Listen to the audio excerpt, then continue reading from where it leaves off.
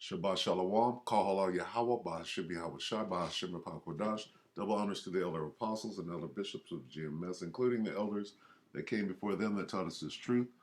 And Shabbat Shalom and salutations to all the brothers that push in word and truth and in sincerity, the hopeful elect tabernacle of David.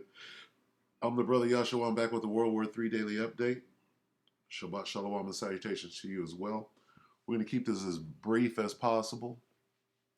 I'm going to start right here in Isaiah 13 at the top. The burden of America. Oh, Salakia. A judgment against America. Oh, Babylon. The burden of Babylon, which Isaiah the son of Amoz did see. Lift ye up a banner upon the high mountain. Exalt the voice unto them. Shake the hand that they may go into the gates of the nobles. That's what we're doing right now. That's what this video is. We're shaking the hand. We're exalting the voice, right? So that this thing can be noised abroad, where the prophets have hit the street, and you people need to take heed from the top of Babylon all the way down to the two-thirds, to the elect. Wake the hell up. I have commanded my sanctified ones, that's us, right? The men of the Lord. I have also called my mighty ones for mine anger. That's the angels, even them that rejoice in my highness, the angels. The noise of a multitude in the mountains. Now we're going into this war. Like as of a great people, a tumultuous noise of the kingdoms of the nations gathered together. All right? That's them armies. The Lord of hosts mustereth the hosts of the battle. All right? Command. The Lord of hosts is Yahweh, Bahashim Yahweh Shai. He's the Lord of hosts, Lord of the armies. Namely, this army, the sanctified ones, the angels that rejoice in his highness. Okay? He's the Lord of all armies, those on the earth and those in the heavens. What is he doing? He's commanding who? All the armies, the hosts of the battle. World War III. They, okay, the noise of a multitude, right? Like as of a great people, the tumultuous noise in the noise of the kingdom. This is going into those missiles. They come from a far country. See, because if we go to Joel 2, which we'll do in a minute, Lord willing, it likens those missiles unto an army. Okay? They come from a far country. What comes from an ICBM? From the end of heaven, that heaven on earth, even the Lord, and the weapons of his indignation, nukes, to destroy the whole land. What comes from a far country? An ICBM. Come from Russia, come from China, come from Iran, North Korea. All right? On earth as it is in heaven. This heaven is speaking of the land. Okay? How ye, for the day of the Lord is at hand, it shall come as a destruction from the Almighty. The day of the Lord is about those missiles. Okay? Therefore shall all hands be faint, and every man's heart shall what? Melt. How? Melt out. With that nuclear fire is going to melt the elements. The elements shall melt with fervent heat. Shall melt. Okay? That's what we're talking about. 2 Peter 3. Let's just go.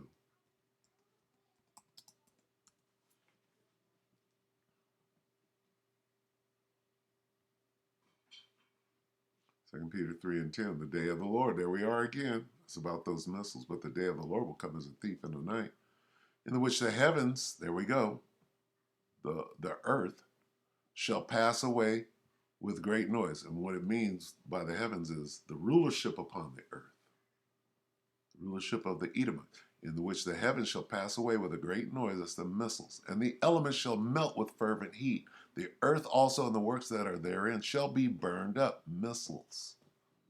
Okay? That's those missiles. Seeing then that all these things shall be what? Dissolved. What manner of persons ought you to be in all holy conversation and godliness, looking for and hasting unto the coming of the day of the Most High, wherein the heavens being on fire shall be dissolved, and the elements shall melt with fervent heat. Those missiles over and over again. Go back to Isaiah. They come from a far country, from the end of heaven, even the Lord, and the weapons, those missiles of his indignation to destroy the whole land. Those missiles. Okay? Right? The hosts of the battle. Right? How close are we to World War III? Joel 2. What does it say? Army of locusts. What of locusts? Army. Army of locusts is referring to a bunch of nuclear missiles. Joel 2 and 3. A fire devoureth before them. That's the warhead. And behind them a flame burneth. That's the rocket. The land is as the Garden of Eden before them, paradise before they detonate, and behind them, after they detonate, a desolate wilderness, yea, and nothing shall escape them. Right? Now it likens them into an army. Joel 2 and 5, like the noise of chariots on the top of mountains shall they leap, like the noise of a flame of fire that devoureth the stubble, as a strong people set in battle array. That's talking about an army. Where's the word army?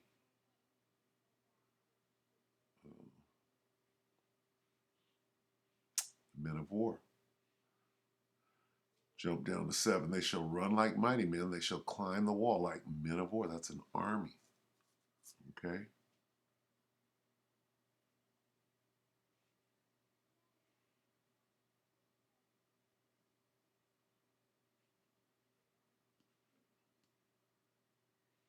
Let's get that. They shall run like men of war. Let's look at that. Soldier, like soldiers. Like soldiers, that's an army. They all march in line, not swerving from their course. This is talking about not an army of missiles is what it's talking about. Men of war.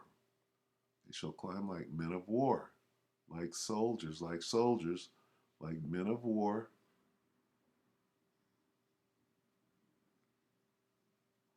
Warrior.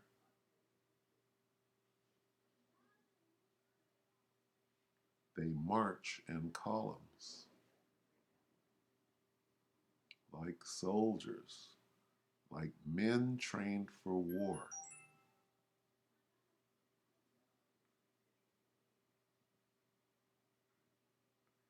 Right? Anyway, so let's go here. Let's go here. Let's go here. Let's go. Watch this.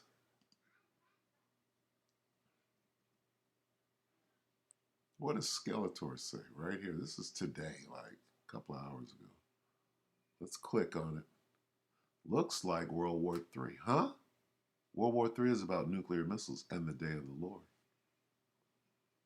Word. Slovakia. Knew that was coming. So 1 hour ago, Full Spectral Survival and Skeletor. Come on, Skelly. Let's go back to the top. TXT Gen 6. Slovakia. Damn it. Got the rainbows out. All right, bear with me. Red alert, U.S. government warning. Russian nuclear weapons. F-16 jets will start World War III. The North Atlantic Treaty Organization, or NATO, is now said to be in absolute panic mode after the Russian president, Vladimir Putin, said that his deployment of tactical nuclear weapons... What? Well, we're reading about them. Okay. over to the country of Belarus was a security blanket that was acting in the exact same manner as the Americans deploying nuclear weapons to other NATO countries. Russia's president said that he confirmed for the first time this has already happened. This is a reminder, the president warned, that the West, speaking to America, cannot inflict a strategic defeat against Russia. Now, speaking at the Russian flagship economic forum in St. Petersburg, Putin warned that Russia's tactical nuclear warheads are already inside of other countries where they work as a security blanket for these countries in case Russia as a nation is threatened. Now, as we've seen brought up recently by military strategists, Russia being threatened means that even if its territories that it now says inside of Ukraine are Russian territory, even if these territories are attacked or taken back to the Ukrainian side, or NATO sends Polish or other European fighters into these grounds, that would give Russia the right to use nuclear weapons. Now you have to remember that even though we have some nuclear, some Russian. He keeps saying nuclear.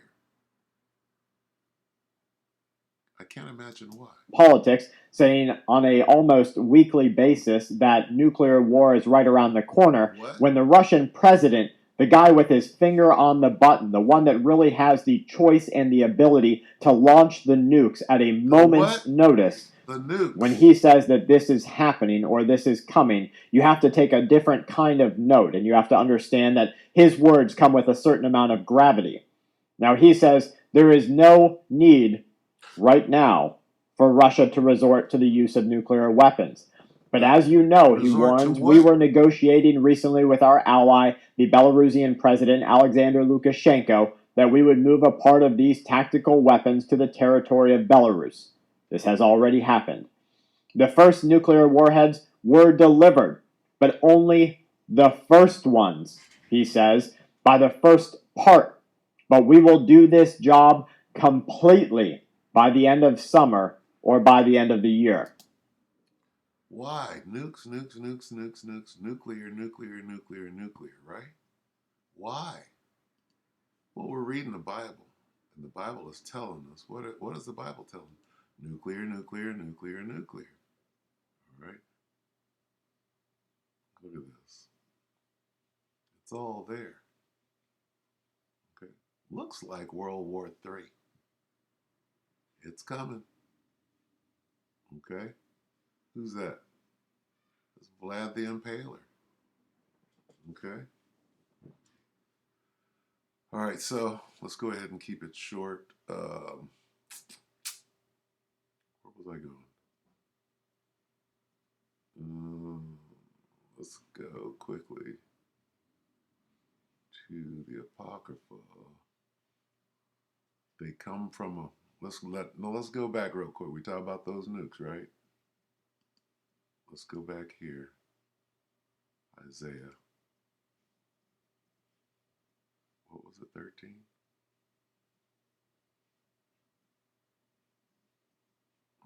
They come from a far country. Listen to this. They come from a far country, those nukes. From the end of heaven, even the Lord, and the weapons. This is what he's talking about. The Spirit of the Lord is on those weapons of his indignation. What weapons? Those nukes to destroy the whole land. What can destroy those nuclear weapons? It's simple. All right? This is how the world as we know it is coming to an end with these nukes, and we're looking at them. They can't stop saying nuclear weapons, nuclear weapons, nuclear. Well, this is the Most High's plan. Okay. Now let's go to the Apocrypha and read the same thing. We're going to read the same thing right here. Let's go to 2 Ezra 16. We're going to read the same thing over here. Line upon line, precept upon precept.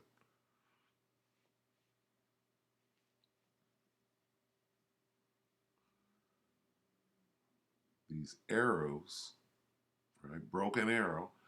2 Ezra 16 and what?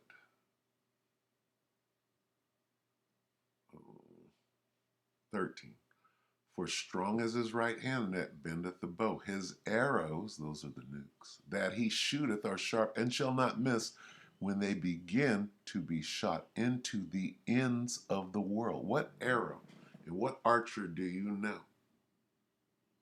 that can shoot an arrow from one end of the world to the other end of the world? All right?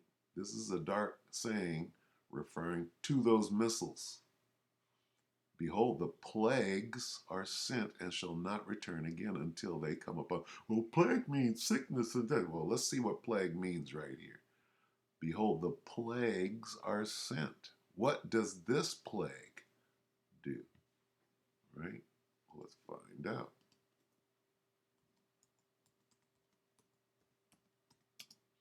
Zechariah 14 and 12 tells you the effects of this particular plague. And this shall be the plague. What? The plague wherewith the Lord will smite all the people that have fought against Jerusalem. Their flesh, this is the result of a nuclear explosion. Their flesh shall consume away while they stand upon their feet, and their eyes shall consume away in their holes, and their tongue shall consume away in their mouth. Melting. You're going to be melted. Okay? Melt. Let's find that word, melt. Rot. Their flesh shall rot. Wow. Rottweiler. Rotting away. Rot. Consume away. Dissolve while they stand upon their feet. Rot.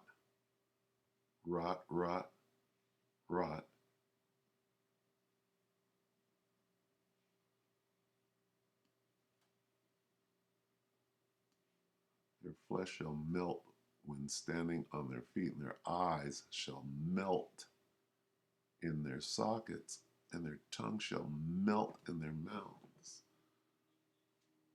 What is this? And this shall be the plague. Okay? Revelation 20 and 4. Salakia 18. And I heard another voice from heaven saying, Come out of her, my people, that ye be not partaker of her sins, and that you receive not of her plagues, so that you don't get your ass blown up when them nukes hit. Come out of her. Come out of her how? Beam me up, Scotty. And they heard a great voice from heaven saying, Come up hither, come out of her, my people. Same thing. And they ascended up to heaven in a cloud, and their enemies beheld them. Well, that means that they were saved from what? In the same hour was a great earthquake, that's them nukes, and the 10th part of the city fell, and in the earthquake were slain of men 7,000. This is those nukes. Okay, come out of her, my people. How? And they ascended up to heaven in a cloud. What does that look like? Looks like this.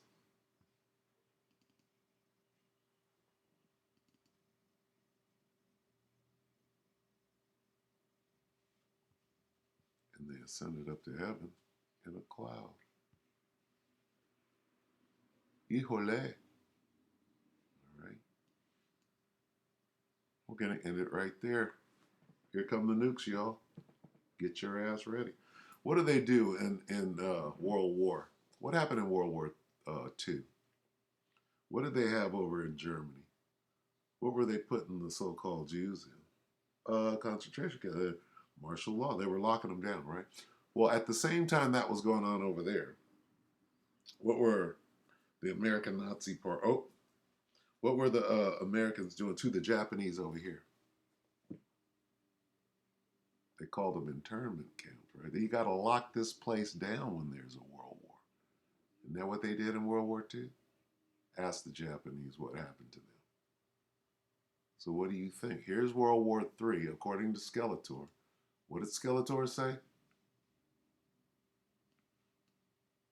Skeletor said what? Slovakia.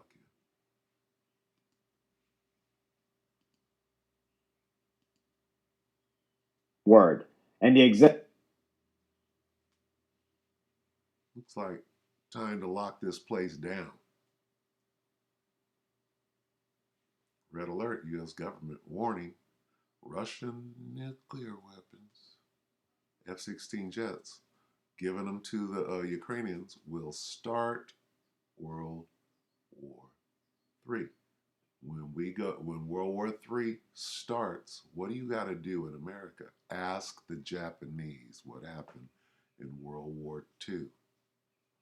This guy yesterday at the camp says, "Show me World War in the Bible. Show me World War in the Bible." Well, here's World War II, Revelation 11 and 14. The second woe is past. That's World War II right there. Ask the Japanese what happened to them in America, in Babylon the Great. Did they get locked down in internment camp? Of course they did. So what the hell do you think is about to happen? And behold, the third woe, there's World War III, cometh quickly. There's tanks on the streets of America right now. Watch the video before this one right here. Right? And understand what is going on. Ask Gonzalo Lira, whose ass is locked up in an internment camp right now. All right? Understand what is going on. All right? Where's Gonzalo Lira? Right? He's a POW. Right? Anyway, we're going to end it right there. We hope that the elect will edify you, brothers and sisters. With that, we're going to say Shabbat Shalom.